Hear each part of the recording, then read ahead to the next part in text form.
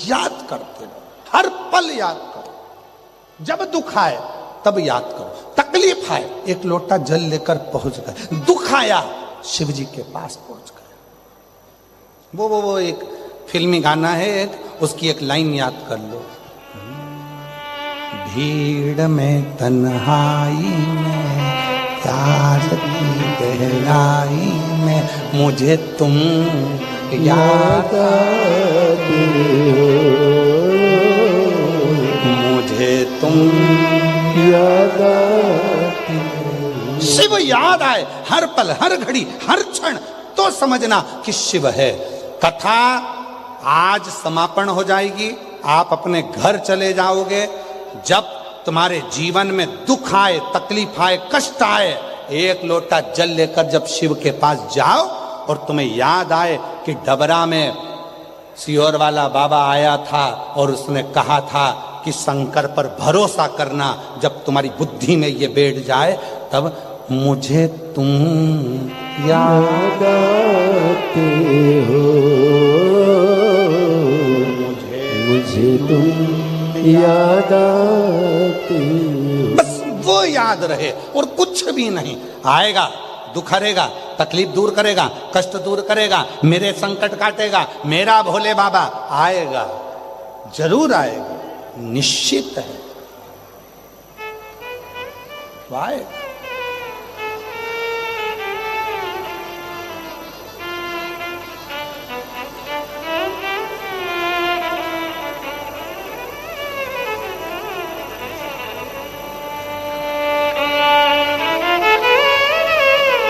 वो शंकर भगवान के हो, शिव के हो।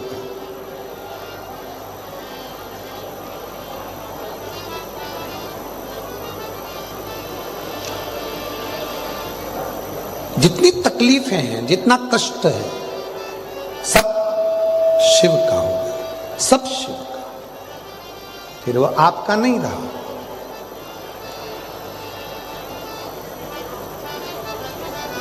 शिव पुराण की कथा कहती है, भगवान शंकर का चरित्र कहता है, समुद्र देव माता पार्वती जी की सुंदरता को देखकर आकर्षित हो जाते हैं। सबसे पहले समुद्र देव हिमालय राज्य के पास जाते हैं और हिमालय राज्य से जाकर प्रार्थना करते हैं कि आपकी बेटी बड़ी सुंदर है, सुशील है, आप इसको किसी देव को ब्याह दे। उन्होंने ये नहीं कहा कि मुझे ब्याह दे, किसी देव को ब्याह। पर हिमालय राज्य कहते हैं कि मेरी बेटी तो शिव की आराधना करती है, साधना करती है, भगवान शंकर की भक्ति करती है, इसलिए मैं अपनी बेटी की उस शिव भक्ति में कोई अड़चन नहीं आने दूं। मेरी बेटी की शिव भक्ति में, मेरी बेटी के शंकर की भक्ति में मैं अड़चन नहीं आने दूं।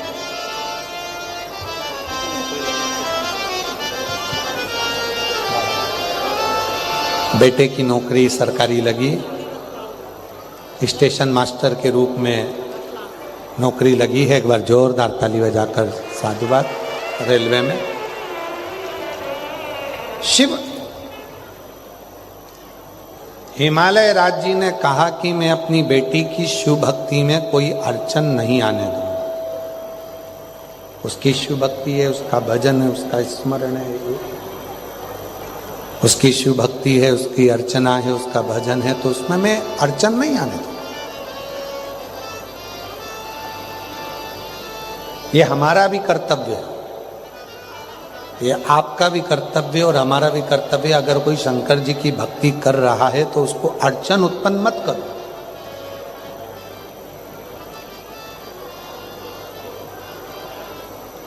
पहले भी कथा में कहा, फिर कहते हैं डबरा की इस पवित्र कथा में, एक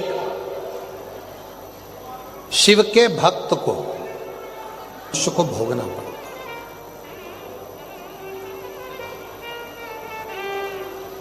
कोई शिव का भक्त है, कोई शिव का भजन करने वाला है, कोई शिव की भक्ति करने वाला है, कोई बाबा देवादिदेव महादेव की आराधना साधना करने वाला है, उसको अपशब्द नहीं करना। समुद्र देव हिमालय राज्य से जाकर कहते हैं कि पार्वती बड़ी सुंदर हैं, इनका विवाह किसी देव के साथ होना चाहिए। उन्होंने ये नहीं कहा कि इनका विवाह मेरे साथ कर दो। हिमालय राज जी ने कहा कि मैं अपनी बेटी की शिव भक्ति में, मैं अपनी बेटी के भजन में, मैं अपनी बेटी के कीर्तन में, स्मरण में मैं उसको अर्चन नहीं दूंगा। समुद्र देव ने देखा कि यहां से मेरी बात नहीं बनी, तो समुद्र देव जब पार्वती जी तप में लीन थी, अपने जल की आवाज समुद्र देव ने बहुत तीव्र कर दी। इतनी जल की आवाज बढ़ाई समुद्र देव ने, इतनी बढ़ाई कि समुद्र देव की आवाज पर पार्वती जी का चित्त, पार्वती जी का स्मरण, पार्वती जी का मन तो शिव में लगा हुआ था, उनको कोई मतलब ही नहीं था।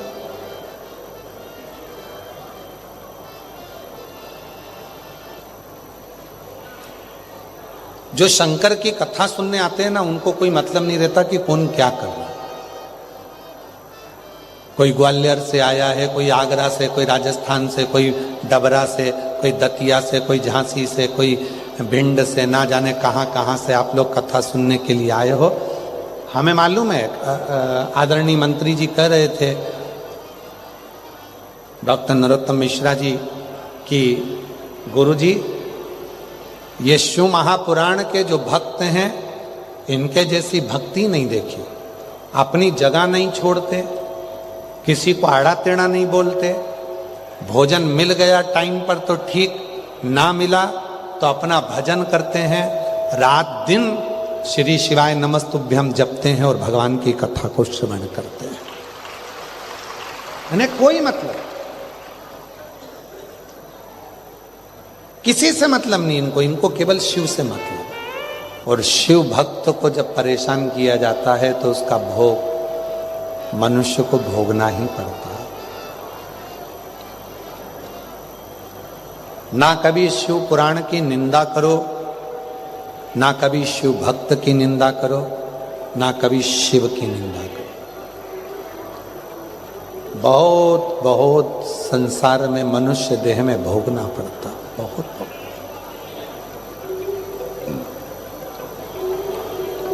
करिए, पार्वती जी के नेत्र खुल गए। कहा समुद्र, ए समुद्र, तुमने मेरी तप साधना को, मेरे भजन को, मेरे कीर्तन को, मेरे स्मरण को, मेरे मंत्र जाप को, मेरे स्मरण को तुमने तोड़ने का प्रयास किया। मैं श्राप देती हूं समुद्र तेरे को, भले तेरा जल कितना भी सुंदर हो, तेरे जल की चाहे कितनी भी अटखेलियां हो, पर तेरा जल हमेशा ईर्ष्या के कारण खारा की खारा रहे।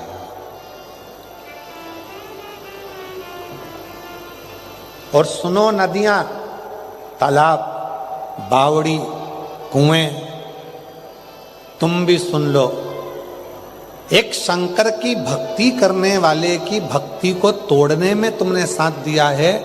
तुम जब समुद्र से जाकर मिलोगे तो तुम भी खारे हो जाओ, चाहे तुम में कितनी भी मिठास हो, पर तुम खारे हो।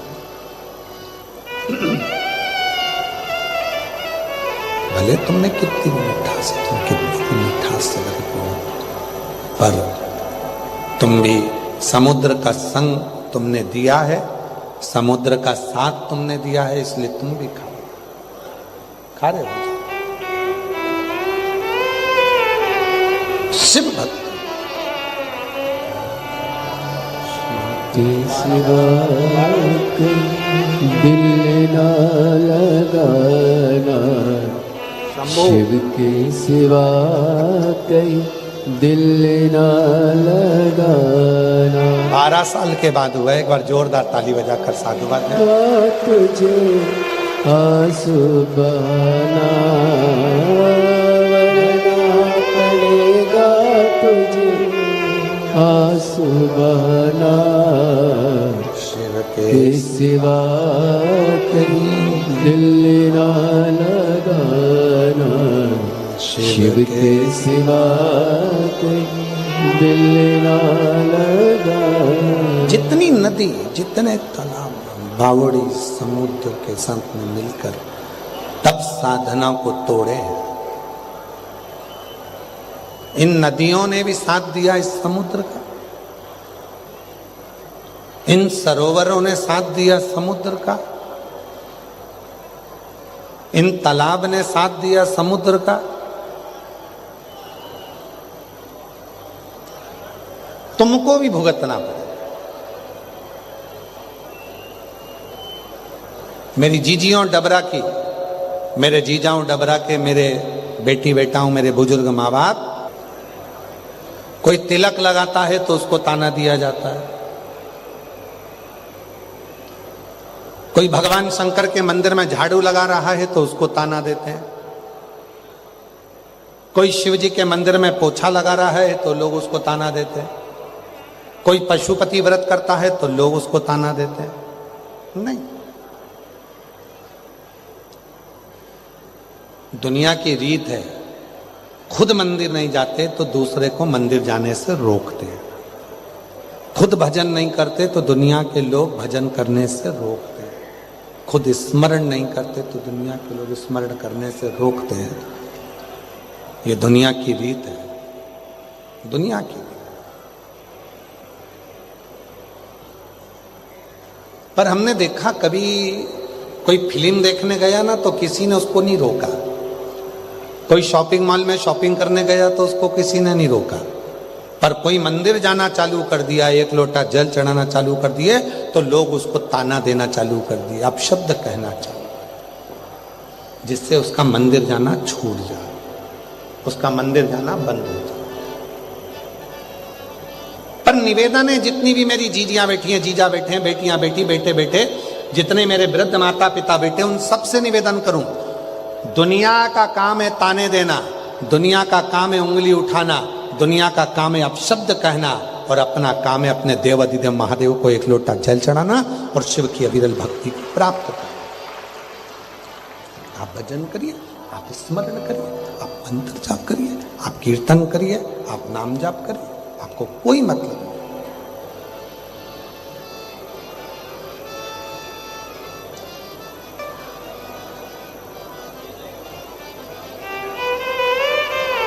उस शिव की भक्ति को धारण करना और शिव की भक्ति को धारण कर कर अपने जीवन को सार्थक करना, ये आपके ऊपर निर्भर करता है।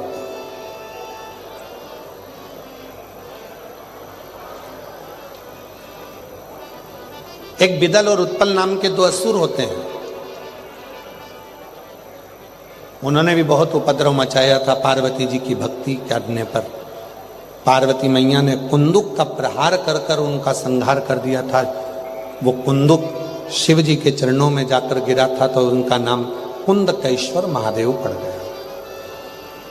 शिव जी का एक ऐसा नाम है कुंदकेश्वर महादेव, जब डॉक्टर दवाई देते हैं और वो दवाई यदि हमारे शरीर में नहीं लगती है, 4-5 डॉक्टरों से जांच करा ली, दिखा लिया, पर वो दवाई असर नहीं कर रही है, बुलबुला आ गया तो उसमें ब्राह्मण हत्या का दोष लग जाएगा। और बुलबुले वाले पानी को, फेन वाले पानी को कोई पिएगा तो उसको ब्राह्मण हत्या का अंश लग जाएगा। मतलब उसने 6 महीने तक जो दान करा, पुण्य करा, सत्कर्म करा, भजन करा, कीर्तन करा, वो सब नाश हो गया। इसलिए विद्वान लोग, पुराने जमाने के जितने बुजुर्ग लोग यहाँ बैठे होंगे वो जानते होंगे कि भोजन कराने के पहले पानी का गिलास भरा जाता था कि जब तक थाली आएगी, पत्तल आएगी, भोजन लगेगा, तब तक इसमें अगर पानी का बुलबुला होगा, फेन होगा तो वो शांत हो जाएगा, वो समाप्त हो जाएगा। क्योंकि जल के ऊपर जो फेन होता